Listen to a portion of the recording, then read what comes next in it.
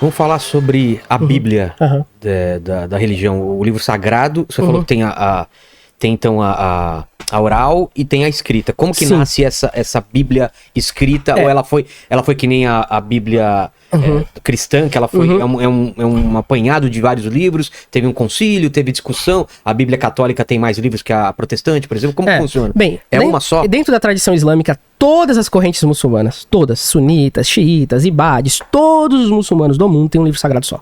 Com o mesmo número de livros, com o mesmo número de páginas e o mesmo número de capítulos idêntico. Tá. Isso é uma coisa que, assim, eu só conheço a religião islâmica que tem um livro sagrado que todo mundo aceita, unanimidade. Então, como é que esse livro, ele surge, né? O Alcorão Sagrado, que é o nome do livro sagrado islâmico, digamos assim, a Bíblia dos muçulmanos, vamos colocar aqui, porque na verdade não é como a Bíblia. É porque assim, a Bíblia, ela se apresenta de uma forma e o Alcorão se apresenta de outra. O que é a Bíblia? A Bíblia é um conjunto de livros, testemunhos históricos de pessoas que viveram com Jesus no Evangelho e no Novo Testamento, e no Antigo Testamento, a lei mosaica, a criação do mundo. Digamos assim, é como se fosse um conto das histórias. É como se fosse um livro de história, né? Das pessoas que testemunharam aquilo ali. O Alcorão Sagrado não. Ele é um livro todo da primeira página até o final, da terceira pessoa, entendeu? Do singular, eu, como se fosse uma grande carta de Deus para a humanidade. Em primeira pessoa ou terceira? Terceira, do singular, eu. Não, primeira pessoa, perdão. Tá. Perdão, tá vendo? Especialidade árabe, não português. Como assim? Perdão. Então, é uma escrita, então... Exato. Pessoal. Exato. Uma experiência pessoal. Exatamente. Uma experiência pessoal de Deus falando ao profeta Muhammad. Então, o livro, ele é todo assim, nesse tom, narrando as coisas só de um narrador, de um ponto de vista de um narrador. E ele não tem uma cronologia, ele não tem uma divisão tal como a gente tem de épocas, capítulos. Ele é dividido em suratas, que são temáticas, mas que dentro dos temas você tem abordagem de vários temas. Então, assim, é um livro dentro de livros, dentro de livros, dentro de livros, de temas dentro de temas, dentro de temas. Então, o Alcorão, ele tá falando de um tema, depois o Alcorão, ele tá falando de um tema, depois ele vai pular para outro tema, depois ele vai pular para outro tema, e ele fica assim porque ele é como se fosse como funciona o cérebro do ser humano. A gente tem vários pensamentos ao longo do dia e a gente não tem a linearidade. Como se fossem pensamentos intrusivos, a gente tem várias coisas. Então o Alcorão, ele funciona pra acompanhar a mente humana com relação a isso. Ele tá falando a história de Maria, aí tá falando a história de Jesus, aí do nada começa uma exortação sobre moral, ética, sobre leis, e aí depois volta pra falar da história de um outro personagem, e vai. Então assim, o Alcorão é desse jeito, né? Ele iniciou-se como uma tradição oral, justamente o nome Alcorão vem do árabe Al-Qur'an, que significa a recitação, que foi uma mensagem do anjo Gabriel, né? De Deus pro anjo Gabriel, pro profeta Muhammad. Aquilo ali era recitado pros primeiros muçulmanos e eles anotavam.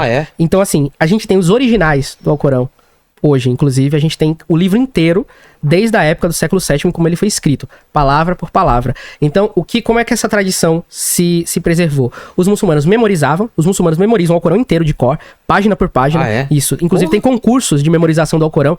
Quem memorizar mais, tem alguns que completam o livro, tem uns que memorizam só uns capítulos, e quem memorizar mais e recitar melhor ganha prêmios. Então, assim, é uma arte, inclusive, e na compilação de livros. Então, o primeiro Alcorão da época do próprio profeta, ele existe até hoje, tá? Até na Inglaterra preservado lá, e outros países muçulmanos e não muçulmanos guardam os alcorões mais antigos da história, que são escritos ou em pergaminho, né, naquele couro de cabra antigo, ou depois da tecnologia do papel, no próprio papel que foi adicionado. Então, assim, ele é um livro que ele é preservado, e o que é que tem no Alcorão? No Alcorão tem de tudo. Tem mensagens sobre a vida dos profetas, ética, leis, exemplos, reflexões, tem muita coisa ali dentro. Mas 100% Deus falando. Não é, como a gente fala assim, pessoas inspiradas por Deus, como a Bíblia se apresenta. O Alcorão, ele tem uma outra forma de apresentação, entendeu? Eles são livros que se propõem ser coisas diferentes. A Bíblia, ela se propõe ser palavras de pessoas inspiradas por Deus. O Alcorão não, aqui é a carta de Deus. Entendeu? E Deus é Allah. Exato. Allah significa o Deus em árabe. E Maomé não é Cristo. Não é o Filho de Deus ou Deus encarnado. Não. Ele é um profeta. Ele é um profeta como tantos outros tem no Alcorão Sagrado. Como Moisés, como Abraão, como Noé, como... Enfim, Davi, Salomão. Dentro do Alcorão Sagrado não tem a divinização de homens. Então o profeta Muhammad, que é conhecido no Ocidente, aqui em português como Maomé, ele é um dentre os profetas. Ele não é o único profeta, ele não é o profeta do Islã, ele não é Deus, os muçulmanos não adoram Maomé, ele não é o Jesus do Islã, Ele não. Ele é um dos profetas, o último que veio com aquela revelação. Mas Jesus, a Virgem Maria, João Batista, tá tudo dentro do Alcorão Sagrado. São reverenciados como grandes exemplos e grandes profetas. E, no caso de Jesus, né, ele é o único dentre todos por ele ser o Messias, né, dentro da tradição islâmica.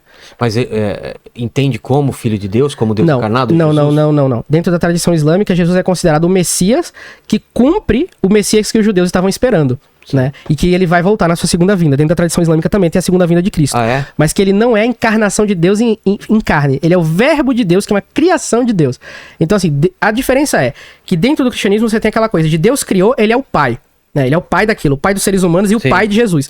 Dentro da tradição islâmica, não. Deus, ele é o criador. Ele é o criador dos seres humanos e é o criador de Jesus. É uma diferença, digamos assim, terminológica e de natureza daquilo que ele criou. Então, assim, por exemplo, dentro da tradição cristã, você tem a cristologia de que o que Deus cria, ele é o pai daquela criatura. Dentro do Islã, ele é o criador daquela criatura.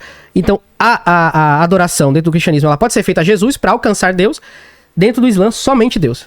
É basicamente essa a diferença. Mas a figura de Jesus Cristo e da Virgem Maria são reverenciados, são respeitados. Mas não acredito que ele ressuscitou, por exemplo. Não, no Islã, Jesus nem morreu, na verdade. Como assim? Dentro do Islã, Jesus ele nunca morreu. Dentro da religião islâmica não existe pecado original. Então não existe crucificação. Então o que a religião islâmica ela aponta? A crucificação ela ocorreu, mas não de Jesus, de uma pessoa que as pessoas que estavam ali, parecida com ele, e que acreditaram que era realmente Jesus, só que Jesus ele foi elevado dos céus e salvo para que ele pudesse voltar no fim dos tempos para cumprir sua missão final, né, como o grande governante da Terra. Então, assim, dentro da tradição islâmica, você tem a espera do retorno de Jesus e a sua vida numa outra dimensão celeste, né, que é conhecido como um dos céus, dos muitos céus que existem, até que ele retorne, mas sem morrer. Porque assim, dentro do cristianismo tem aquela questão de Adão e Eva cometeram um pecado, a humanidade paga até que Jesus se sacrifica pelos pecados da humanidade para Deus, né? Ele sendo Deus sacrifica para Deus e as pessoas são perdoadas se aceitam aquele sacrifício, fazer parte da comunhão de Cristo e tal. Dentro do Islã não tem pecado original. Adão e Eva, eles cometeram, né, o ato de comer do fruto daquilo que Deus colocou como proibido no jardim, mas eles foram perdoados por Deus. Então a humanidade ela tem um pecado individual dentro da tradição islâmica. Você não nasce com um pecado original. Seu perdão e a sua salvação no dia do juízo final depende de como você viveu, de como você agiu, de como você escolheu. E qual é a aceitação que você tem que ter dentro da religião islâmica? É você adorar somente um Deus e é isso. Entendeu? Basicamente isso. Mas a gente tem toda, como eu falei, religiões de tronco abraâmico. Então assim, você vai achar 90% do cristianismo dentro do Islã, e 90% do Islã dentro do cristianismo é aquela coisa dos círculos religiosos que tem muitas crenças em comum. E se você for analisar, até outros povos muito distantes dentro desse cenário médio-oriental do Oriente Médio, também tem essas crenças, né? Também tem essas crenças. Você vai ver que o dilúvio, por exemplo, tem várias culturas. E é isso que o Islã prega. O Islã fala, olha, a mensagem não é diferente, todo mundo recebeu essa mensagem, todo mundo testemunhou isso, todo mundo viu essas coisas. A única coisa é que, ao longo do tempo, os seres humanos vão acrescentando coisas nas religiões. Eles vão transformando homens em deus, ou eles vão criando vários deuses na cabeça deles, que ou eram criaturas que eles não compreendiam e que viviam na Terra, e eles deificaram, porque ficaram muito impressionados com o poder daquelas criaturas, e sempre se distraindo. E aí, por isso que na religião islâmica acredita que sempre Deus envia um novo profeta para chegar e falar, gente, ó, bora voltar pro tradicional, pro puro, a mesma missão de Cristo, né? Os hebreus estavam desviados, haviam modificado a Torá e tal, aí veio Jesus, não, gente, bora voltar pro espírito da lei que é esse e tal. Essa é a ideia da tradição islâmica, basicamente isso.